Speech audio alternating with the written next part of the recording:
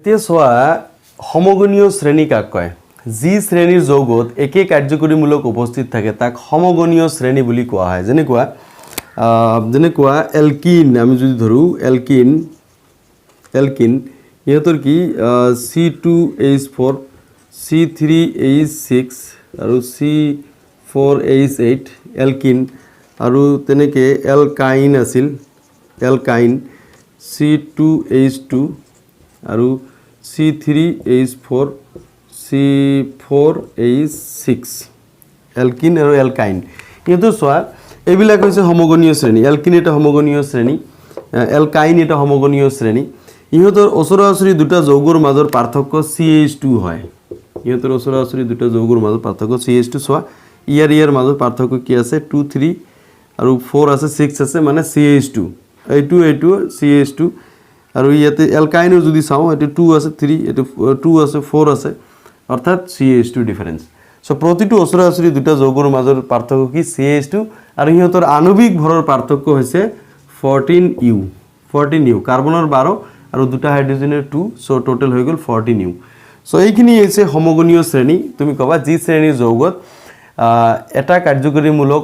থাকে আৰু ইহঁতৰ ওচৰা-ওচৰি দুটা যৌগৰ মাজৰ পাৰ্থক্য CH2 আৰু ইহঁতৰ আণবিক ভৰৰ মাজৰ পাৰ্থক্য 14U তেনে তাক সমগণীয় শ্ৰেণী বুলি কোৱা হয় উদাহৰণ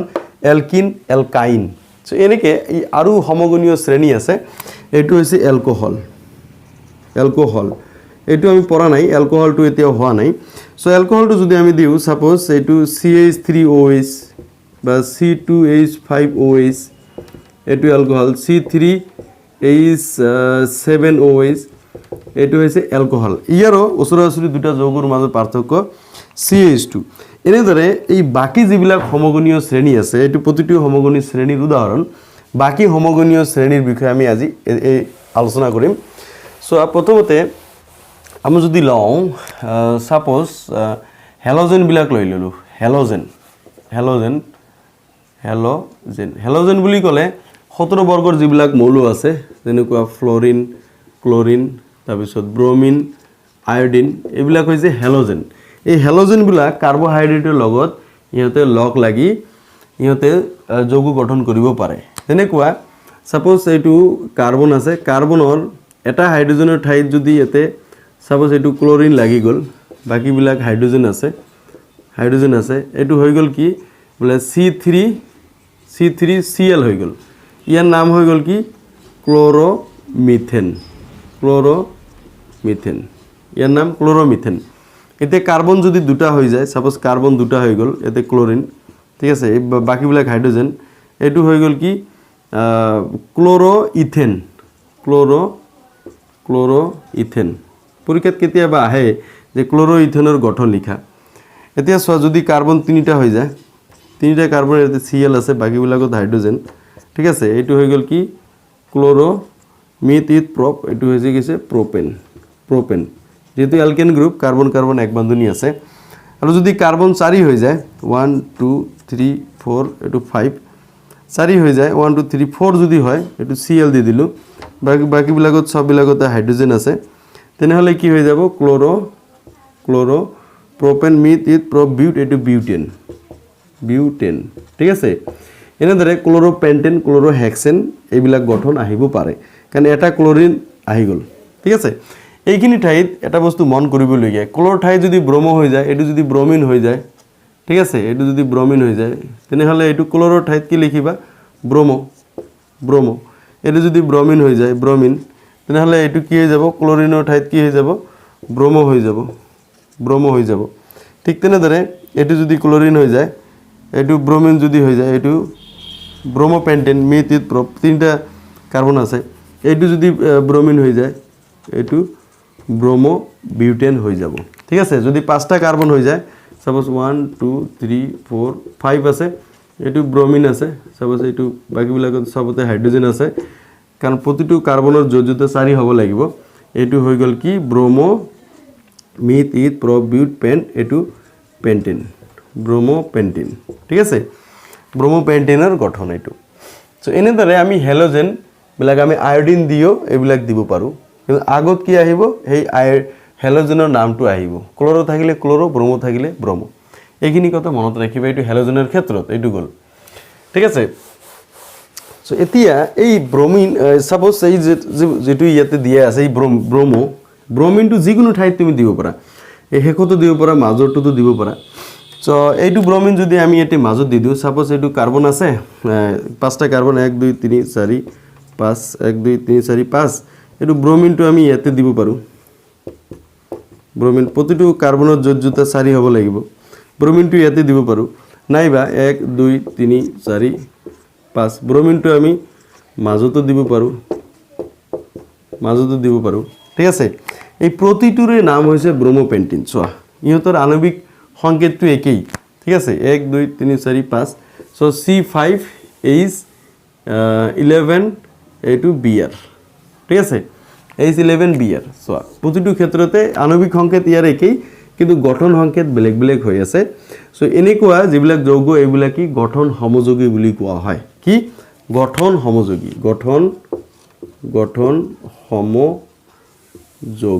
মনত ৰাখিবা কেতিয়াবা আহে যে গঠন সমযোগী কাক বোলে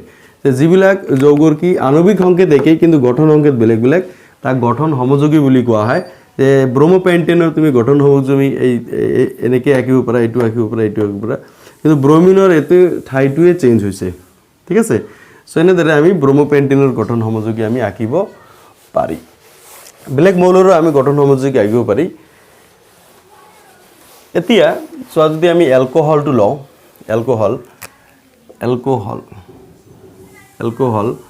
এলকোহলৰ আণবিক সংকেত হৈছে এইটো OH মূলক থাকিব ঠিক আছে এইটো এটা মূলক সাপোজ এইটো কাৰ্বনৰ এটাত OH দিলো এটা হাইড্ৰোজেনৰ ঠাইত OH বাকি হাইড্ৰোজেন বিলাক এনেকৈ আছে ঠিক আছে এইটো আমি CH3OH ইয়াৰ নামকৰণ কি হ'ব এইটো মিথ এটা কাৰ্বন আছে মিথ এইটো মিথানল ইয়াৰ নাম হ'ব কি মিথানল ঠিক আছে ও হাইড্ৰক্সাইড যেটো OH মূলক এটা থাকিলে অল যোগ হ'ব অল মিথানল লাষ্টত কি অল যোগ হ'ব এটা কাৰ্বন থাকিলে মিথ হয় সো মিথেন যোগ অল এইটো মিথানল বুজি পালা আৰু এইটো দুটা কাৰ্বন যদি থাকে দুটা কাৰ্বন OH থাকিলে বাকি বিলাকত সব কি আছে হাইড্ৰোজেন আছে এইটো ইথানল কেতিয়াবা আহে এইবিলাক ইথানল আহিব যে ইথানলৰ গঠন লিখা এইটো হ'ব গঠন যদি তিনিটা কাৰ্বন থাকে তিনিটা কাৰ্বন ঠিক আছে তিনিটা কাৰ্বন থাকিলে প্ৰপানল ঠিক আছে যদি চাৰিটা কাৰ্বন থাকে 3 4 OH আছে চাৰিটা কাৰ্বন তেনেহলে মিথ উইথ প্ৰবিউট এইটো বিউটানল যদি পাঁচটা কাৰ্বন থাকে 1 2 3 4 5 OH এইটো পেন্টানল এইটো কি হৈ যাব পেন্টানল ঠিক আছে এনেদৰে 6টা কাৰ্বন থাকিলে হেক্সানল এনেদৰে এইবিলাকৰ গঠন তুমি আঁকিব পাৰা OH এটা হাইড্ৰোজেনৰ ঠাইত কি হ'ব খালি OH মূলক থাকিব এনেদৰে আমি এলকোহলটো পাই যাম এইবিলাক ইহঁতৰ গঠনটো ভেৰি ইজি তোমালোকে খালি কাৰ্বনৰ সংখ্যাটো হিচাপত তোমাৰ মৌলটো নামকৰণ হ'ব এটা কাৰ্বন থাকিলে মিথানল দুটা কাৰ্বন থাকিলে ইথানল তিনিটা কাৰ্বন থাকিলে প্ৰপানল চাৰিটা কাৰ্বন বিউটানল পাঁচটা কাৰ্বন পেন্টানল ছয়টা কাৰ্বন হেক্সানল এতিয়া চোৱা যদি এলডিহাইড মূলক থাকে এইটো এলকোহলটো আমি গম পাইলো এলকোহল হলে OH মূলক থাকিব যদি এলডিহাইড থাকে তেনেহলে কি CHO মূলক থাকিব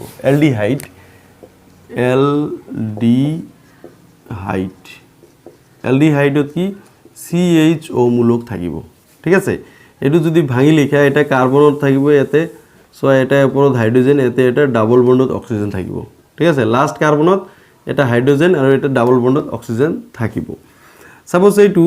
এইটোই আছে সাপোজ এইটো ডাবল বন্ডত অক্সিজেন আছে এটা হাইড্ৰোজেন আছে আৰু এইটো এটা যজুতা খালি আছে এইটোত হাইড্ৰোজেন আহি গল তেনেহলে ইয়াৰ নাম কি হ'ব এইটো এটা কাৰ্বন আছে ঠিক আছে এইটো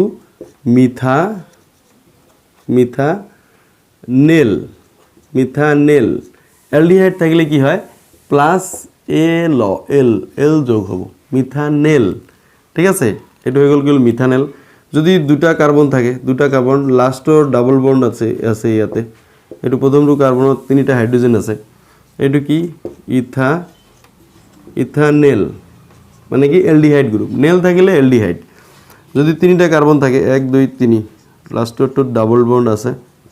এইটো বাকিবিলাকত সবতে হাইড্রোজেন আছে এইটো কি মিথ উইথ প্রপ এইটো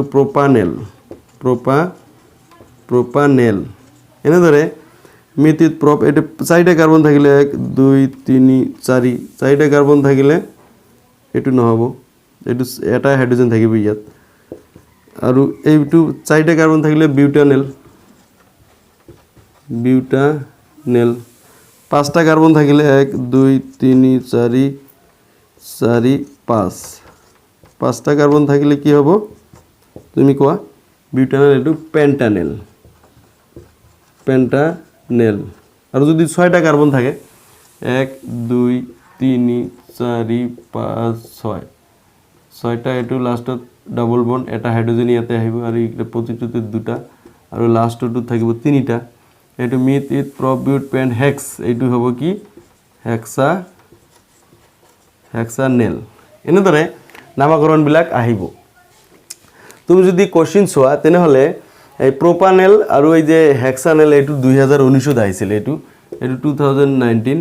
আৰু প্রোপানেল কত গল প্রোপানেল এইটো 2019 ত এইটো আহিছিল সো এইটো প্রোপানেল এটো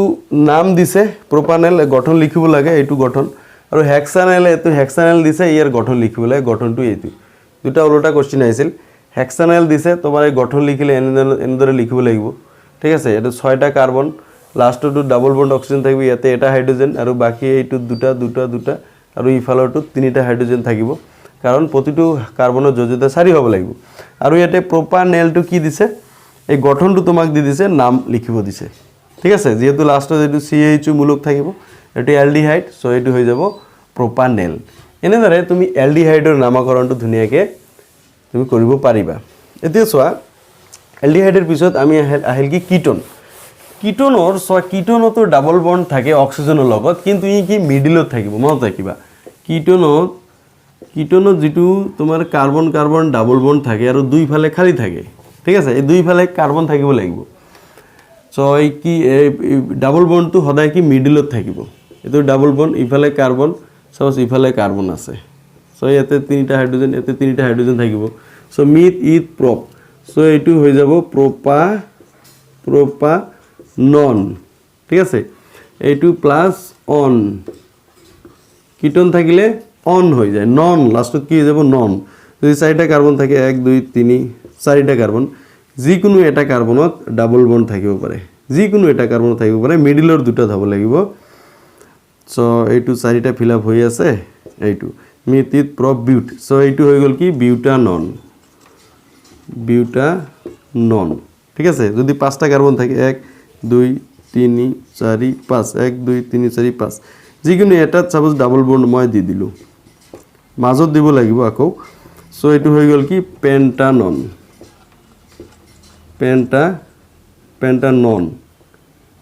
ঠিক আছে পেন্টানন যদি ছয়টা কার্বন থাকে হেক্সানন ছয়টা কার্বন থাকিলে কি হেক্সানন সো কিটোনত মনত ৰাখিবা এইটো কি লাস্টত কি নন হ'ব নন সো এইটো প্রোপানন বিউটানন পেন্টানন হেক্সানন ঠিক আছে হেক্সানন ছয়টা কার্বন 1 2 3 4 5 6 তো যিকোনো এটা তুমি ডাবল বন্ড দি দিয়া মিডলৰ এইটো হৈ গল কি হেক্সানন ঠিক আছে এটো তুমি মোৰ লগত কোৱা প্ৰোপানন বিউটানন পেন্টানন হেক্সানন এই যেটো বিউটানন আছে ইয়াতে চোৱা বিউটানন এতে এই প্রোপানন টু এইটো বিউটানন যেটো নন কোনটো বা এটা আহিছিল তো পৰীক্ষাত বিউটানন 2019 ত আহিছিল চাগে এই যে পেন্টানন টু 2019 ত তোমালোকে প্ৰিভিয়াস ইয়াৰৰ কোশ্চেনটো চাবা মই ডেসক্ৰিপশনত এই ইম্পৰ্টেন্ট কোশ্চেনৰ লিংকটো দি দিম তাতো তোমাৰ প্ৰিভিয়াস ইয়াৰৰ কোশ্চেনবোৰ মই দেখুৱাই দিছিলো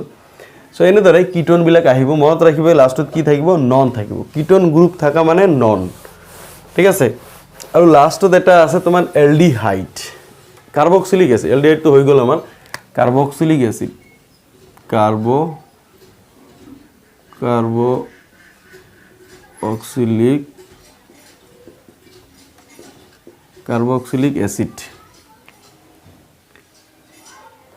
কাৰ্বক্সিলিক অ্যাসিডত এইটো C double O এইচ কাৰ্বনৰ লগত ডাবল এইচ মূলক থাকিব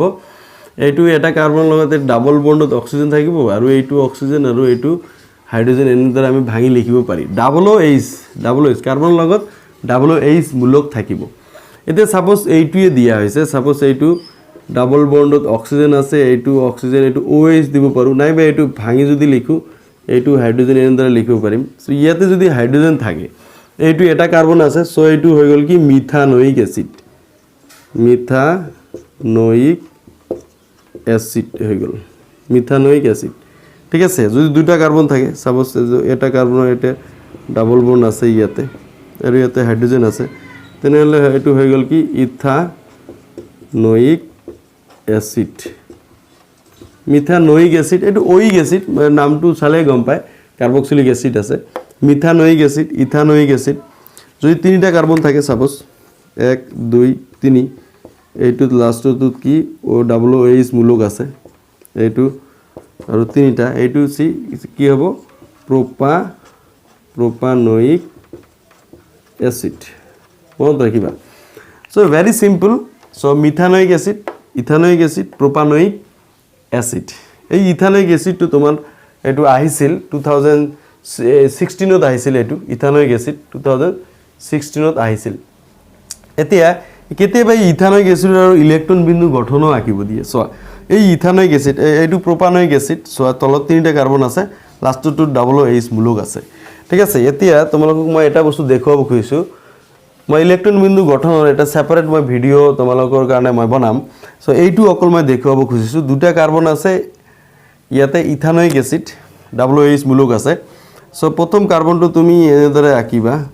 সাপোজ এইটো কাৰ্বন আৰু এইটো ডাবল কাৰ্বন আছে দুটা কাৰ্বন কাৰ্বন কেই বন্ধনী এক বন্ধনী সো এক বন্ধনী থাকিলে এক জোড়া ইলেক্ট্ৰন তাৰপিছত ইয়াতে কেইটা আছে তিনটা হাইড্ৰোজেন আছে সো তিনটা হাইড্ৰোজেন আছে সো এইটো হাইড্ৰোজেন এটা ফুট এটা ক্ৰস দি দিয়া সো তিনটা হাইড্ৰোজেন এটা ফুট এটা ক্ৰস দি দিয়া ইয়াতে এটা হাইড্ৰোজেন এটা ফুট এটা ক্ৰস দি দিয়া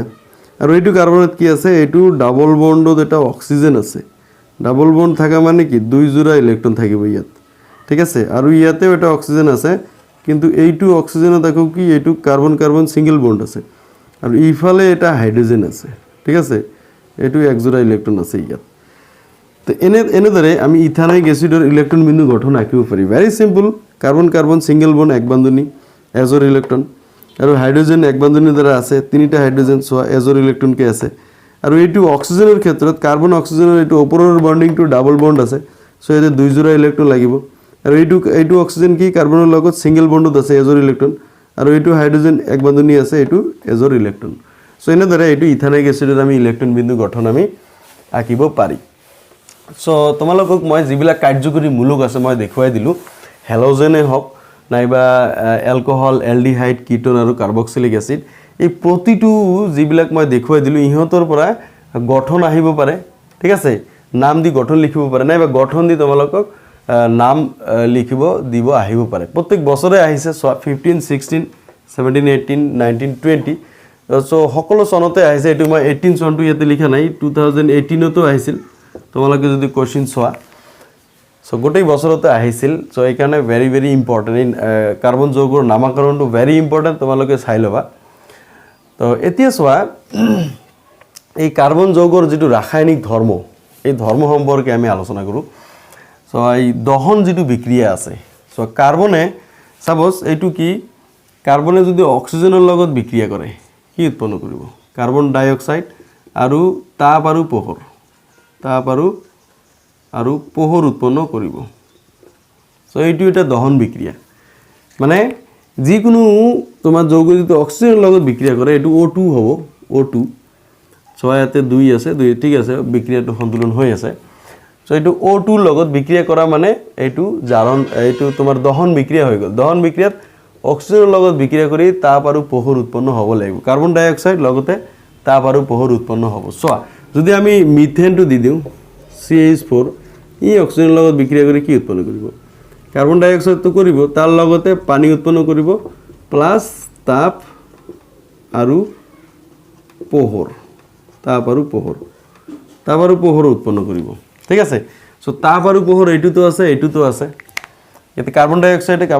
আছে সো মিথেনৰ ক্ষেত্ৰত এক্সট্ৰাকে তোমাৰ কি আহিব পানীটো আহি যাব এই কথাটো তোমালোকে মনত ৰাখিবা সো এইবিলাক হৈছে দহন বিক্ৰিয়া পৰীক্ষাত আহে দহন বিক্ৰিয়াৰ উদাহৰণ লিখা তোমালোকে এইটোও লিখিব পাৰা এইটোও লিখিব পাৰা যিকোনো এটা লিখিলে হ'ল দহন বিক্ৰিয়াৰ উদাহৰণ ঠিক আছে তোমালোকৰ কিতাপৰ পেজ নম্বৰ 69 ত তোমাৰ এটো পাই যাবা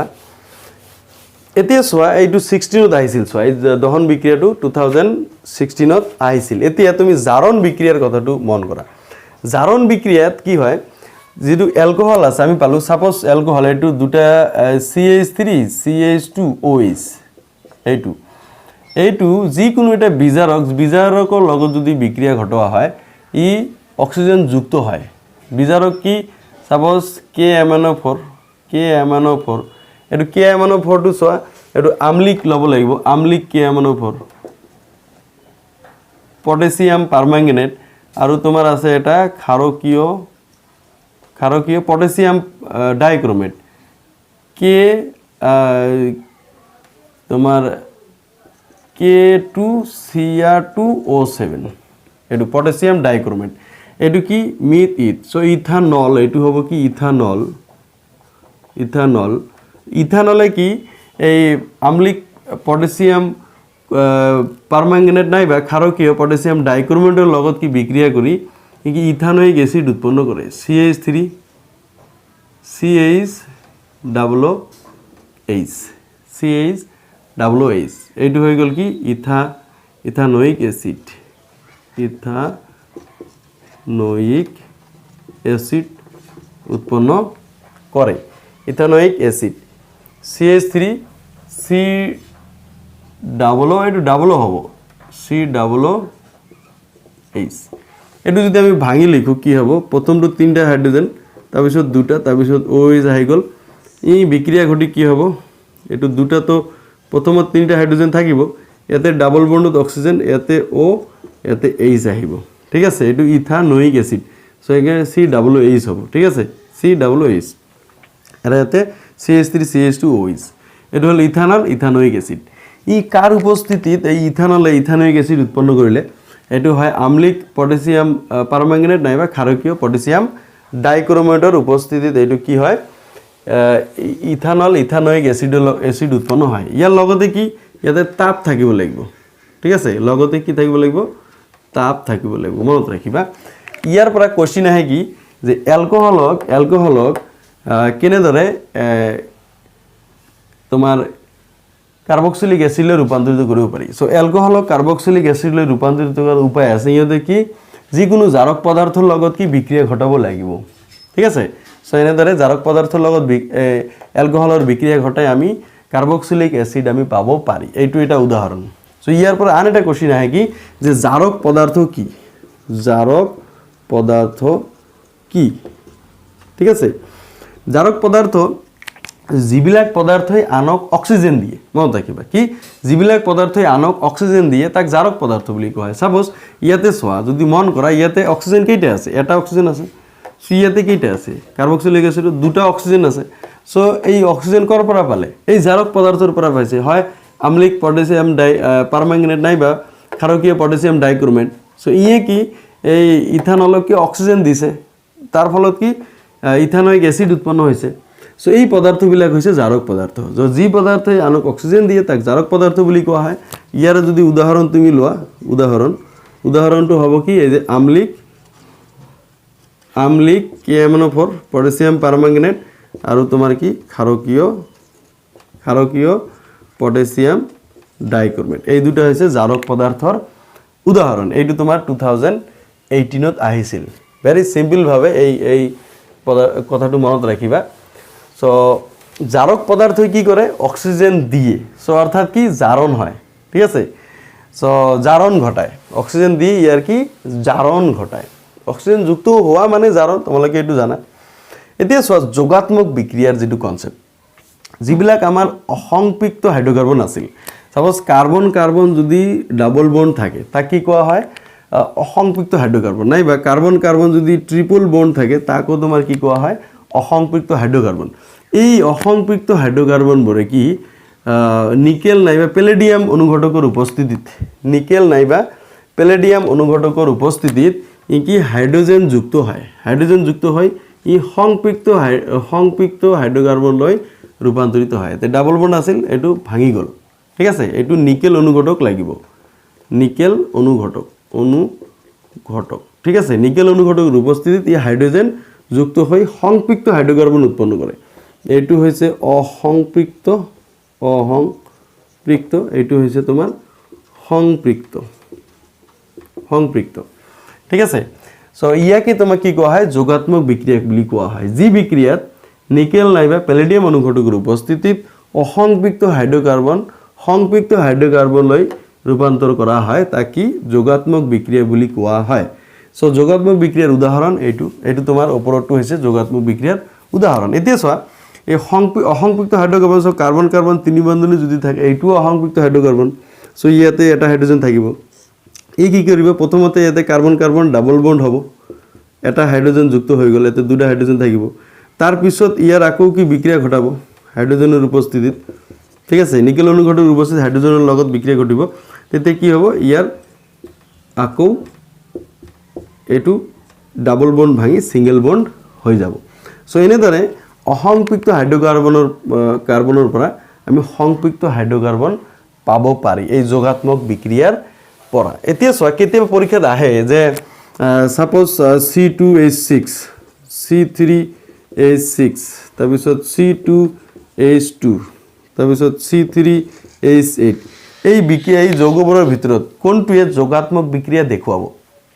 এইটা কোশ্চিন আহে সো যোগাত্মক বিক্ৰিয়া দেখুৱাবলৈ হলে ই অসংপৃক্ত হাইড্রোকার্বন হ'ব লাগিব মই কৈছো অসংপৃক্ত হাইড্রোকার্বন হ'ব লাগিব অসংপৃক্ত হাইড্রোকার্বনক ই সংপৃক্ত হাইড্রোকার্বনলৈ রূপান্তরিত করে ঠিক আছে সো এই অসংপৃক্ত হাইড্রোকার্বন হলেহে তার যোগাত্মক বিক্রিয়া হ'ব সো ইয়াতে চোৱা কোনটো অসংপৃক্ত হ'বলৈ হলে কার্বন কার্বন কি হয় ডাবল বন্ড থাকিব লাগিব নহলে কার্বন কার্বন কি ট্রিপল বন্ড থাকিব লাগিব এতিয়া তুমি ডাবল বন্ড থাকিলে তাক কি কয় এলকিন তাক কি কোৱা হয় এলকিন বুলি কোৱা হয় এটো আমি জানো এলকিন আৰু ট্ৰিপল বন্ড থাকিলে তাক কি কোৱা হয় এলকাইন বুলি কোৱা হয় এটো সমগণীয় শ্ৰেণীত আমি পাইছো এতিয়া চোৱা ইয়াতে এলকিন আৰু এলকাইন কোনটো আছে প্ৰথম এইটো যদি চাও C2H6 সো ইয়াতে চোৱা C2H6 এইটো এই ডাবল বন্ড এতে নাই কেনেকৈ আমি গম পালো কাৰণ ইয়াতৰ গঠন এটো দুটা কাৰ্বন আৰু তিনটা হাইড্ৰোজেন আছে সো ইয়াতে CnH2n +2 হৈ আছে তাৰ মানে এটো এলকেন হয় এলকেন সো এলকেন বিলাক তো এবিলাক অসংপৃক্ত হাইড্রোকার্বন সো এইটো কি নহব এতিয়া চোৱা C3H6 সংপৃক্ত এলকিনৰ ইয়াৰ ৰাসায়নিক সংকেত CnH2n আছিল তাৰ মানে এটো 366 আছে তাৰ মানে এইটো যোগাত্মক বিক্ৰিয়া দেখুৱাব এতিয়া এইটো চোৱা এইটো কি এলকাইনৰ কি আছিল CnH2n -2 এতিয়া 2 আছে 4 - 2 4 সো এইটো এলকাইন হ'ব সো এলকাইন হলে এইটো অসংপৃক্ত হাইড্রোকার্বন সো এই যোগাত্মক বিক্রিয়া দেখুৱাব আৰু এইটো চোৱা C3H8 এটো এলকেন গ্ৰুপত পৰিছে সো ই কি যোগাত্মক বিক্ৰিয়া ই দেখুৱাব নোৱাৰে এনেদৰে আমি কোনটো যৌগই যোগাত্মক বিক্ৰিয়া দেখুৱাব এইটো আমি ধুনিয়াকৈ উলিয়াব পাৰিম তাৰ কাৰণে কি এলকিন আৰু এলকাইন যৌগ হ'ব লাগিব অৰ্থাৎ কার্বন কার্বন যিকোনো এটা কার্বনত কি দুটা কার্বনত কি হয় ডাবল বন্ড নাইবা ট্রিপল বন্ড থাকিব লাগিব তেতিয়াহে সেই যৌগবোৰক অসংপৃক্ত হাইড্ৰোকাৰ্বন বুলি কম আৰু এই অসংপৃক্ত হাইড্ৰোকাৰ্বনবোৰে কি যোগাত্মক বিক্ৰিয়া দেখুৱায় সো ভেৰি সিম্পল ভাবে এইবিলাক মনত ৰাখিব 2019ত আহিছিল আৰু লাস্টলি আছে কি প্ৰতিস্থাপন বিক্ৰিয়া সাবস্টিটিউশন ৰিঅ্যাকশন এইটো ইম্পৰ্টেন্ট চোৱা এইটো 16 18 20 দাইছিল নাভাবিবা যে 20 দাইছিল 21ত নাহিব এইটো নহয় ৰিপিটো মাৰে ইয়াতে চোৱা কি হয় যিবিলাক হাইড্ৰোকাৰ্বন আছে এই হাইড্ৰোকাৰ্বনবোৰে কি এই ক্লোৰিনৰ লগত যেতিয়া বিক্ৰিয়া হয় এটা এটাকে হাইড্ৰোজেন কি হয় প্ৰতিস্থাপন কৰিব পাৰে সো এই ধৰণৰ বিক্ৰিয়াবিলাক কি প্ৰতিস্থাপন বিক্ৰিয়া বুলি কোৱা হয় সাপোজ এতে যদি মিথেনৰ লগত আমি সূৰ্যৰ পোহৰৰ উপস্থিতিত মিথেন যদি ক্লোৰিনৰ লগত বিক্ৰিয়া কৰে Cl ঠিক আছে এটো কি সূৰ্যৰ পোহৰৰ উপস্থিতিত মিথেনে ক্লোৰিনৰ লগত বিক্ৰিয়া কৰিলে এতে CH4 মই দি দিছো CH4 যদি বিক্ৰিয়া কৰে এই কি কৰে চাৰিটা হাইড্ৰোজেন আছে ইয়াতে তিনটা হাইড্ৰোজেন থাকিব আৰু এটা ক্লোৰিন আহি যাব লগতে ইয়াতে HCl এটা উৎপন্ন কৰিব ইয়াতে চোৱা এই কাৰ্বনৰ ইয়াতে চাৰিটা হাইড্ৰোজেন আছে চাৰিটা হাইড্ৰোজেন ই ক্লোৰিনৰ লগত যেতিয়া লগ লাগে তেতিয়া কি হ'ব এই এটা হাইড্রোজেন ক্লোৰিনৰ ক্লোৰিনে কি প্ৰতিস্থাপন কৰিব তিনিটা হাইড্ৰোজেন থাকিব আৰু লগতে এই যে এটা ক্লোৰিন আহি গ'ল এইটো হাইড্ৰোজেনৰ ঠাইত ক্লোৰিন আৰু HCl এই ওপৰৰ বিক্ৰিয়াটো সো এইটো আমি CH3Cl বুলি লিখিছো আৰু এইটো CH4 বুলি লিখিছো এনেদৰে কি হয় যিকোনো কাৰ্বোহাইড্ৰেটৰ লগত যিকোনো হাইড্ৰকাৰ্বনৰ লগত ক্লোৰিনৰ বিক্ৰিয়া ঘটিলে কি এটা এটাকে হাইড্ৰোজেন প্ৰতিস্থাপন কৰিব পাৰে এই বিক্ৰিয়াটো কি কোৱা হয় প্ৰতিস্থাপন বিক্ৰিয়া বুলি কোৱা হয় আৰু এইটো সূৰ্যৰ পোহৰত হ'ব লাগিব এতে ইয়াৰ নাম হৈছে মিথেন আৰু ইয়াৰ নাম হৈছে কি ক্লোৰোমিথেন এতিয়া এই ক্লোৰোমিথেনৰ লগত যদি আৰু বিক্ৰিয়া ঘটা হয় CH3Cl ইয়াৰ লগত যদি আৰু ক্লোৰিনৰ বিক্ৰিয়া ঘটা হয় সূৰ্যৰ পোহৰত তেতিয়া এতে 3 আছে এতে 2 হৈ যাব CH2Cl 2 হৈ যাব কাৰ্বন এতে দুটা হৈ যাব HCl মই ভাঙি দেখুৱাই দিছো সাপোজ এইটো তিনিটা হাইড্ৰোজেন আছে আৰু এটা ক্লোৰিন হৈ আছে এইটো ক্লোৰিন লগ লাগিল এতিয়া এটা হাইড্ৰোজেন তো অলৰেডি প্ৰতিস্থাপন হৈছে সো এতিয়া আন এটা হাইড্ৰোজেন প্ৰতিস্থাপন হ'ব ঠিক আছে ইয়াতে দুটা হাইড্ৰোজেন থাকিব আৰু এটা ক্লোৰিন তো আছে এতিয়া এই হাইড্ৰোজেনটো কি হৈ গ'ল প্ৰতিস্থাপন হৈ গ'ল HCl আহি গ'ল ঠিক আছে এতিয়া ইয়াৰ নাম হ'ব ডাইক্লোৰোমিথেন দুটা ক্লোৰিন আছে ডাইক্লোৰোমিথেন এনেদৰে প্ৰতিবাৰে যদি আমি ক্লোৰিনৰ লগত বিক্ৰিয়া ঘটাও এটা এটাকে হাইড্ৰোজেন প্ৰতিস্থাপন হৈ থাকিব এই ধৰণৰ বিক্ৰিয়া বলক কি প্ৰতিস্থাপন বিক্ৰিয়া বুলি কোৱা হয় পৰীক্ষাত এইটো আহিছিল এই উদাহৰণটো আহিছিল 2016 ত আহিছিল আৰু 20 তে সোয়া ইয়াৰ পৰা কোশ্চিন আহিছিল এই টপিকৰ পৰা তো তোমাৰ এইটো বনাই কোশ্চিন দিয়ে যে মিথেনে সূৰ্যৰ পোহৰৰ উপস্থিতিত ক্লোৰিনৰ লগত বিক্ৰিয়া কৰি কি উৎপন্ন কৰে যে ক্লোৰোমিথেন আৰু HCl হাইড্ৰোক্লোৰিক এসিড উৎপন্ন কৰে ঠিক আছে বিক্ৰিয়াটো এনেকুৱা ধৰণৰ সো এ আছিল তোমালোকৰ কি প্ৰতিস্থাপন বিক্ৰিয়া এই সকলোবোৰ very important যিখিনি আমি আলোচনা কৰিলো গোটেইখিনি very important বস্তু আমি আলোচনা কৰিলো তোমালোকে এডু চেপ্টাৰ আকৌ এবাৰ তুমি নিজে এবিলাক হাতে কলমে কৰিবলৈ চেষ্টা কৰিবা তেতিয়াহে হ'ব নিজে কৰিবলৈ যদি চেষ্টা নকৰা যিমান চাই থাকা তোমাৰ লাভ নহব কাম নহব ঠিক আছে তুমি পৰীক্ষাত গৈ ভুল কৰাৰ সম্ভাৱনা থাকে সো সেইকাৰণে তুমি নিজে কৰিবলৈ চেষ্টা কৰা প্ৰথমতে সোয়া এই গঠনটো very important ইয়াৰ পৰা কোশ্চিন আহিবই আৰু তোমাৰ এই কেইটা পয়েন্ট তুমি দুনিয়াকে যিখিনি আমি আলোচনা কৰিলো সেইখিনি তোমালোকে লিখি লৈ পঢ়িবলৈ চেষ্টা কৰা তোমালোকে নিজে অভ্যাস কৰা তেতিয়া হলে হ'ব ঠিক আছে সো এই ভিডিওটো যদি তোমালোকৰ ভাল লাগিছে তেনেহলে তোমাৰ যিমান ক্লাসমেট আছে বন্ধুবৰ্গ আছে সকলোৰ লগত এই ভিডিওটো শেয়াৰ কৰা আৰু তোমালোকে এটা লাইক মাৰিবা আৰু কেনেকুৱা লাগিল ঠিক আছে তাৰ কাৰণে এটা তোমালোকে কমেন্ট কৰিবা আৰু যিমান পাৰা শেয়াৰ কৰিবা ঠিক আছে so thank you very mass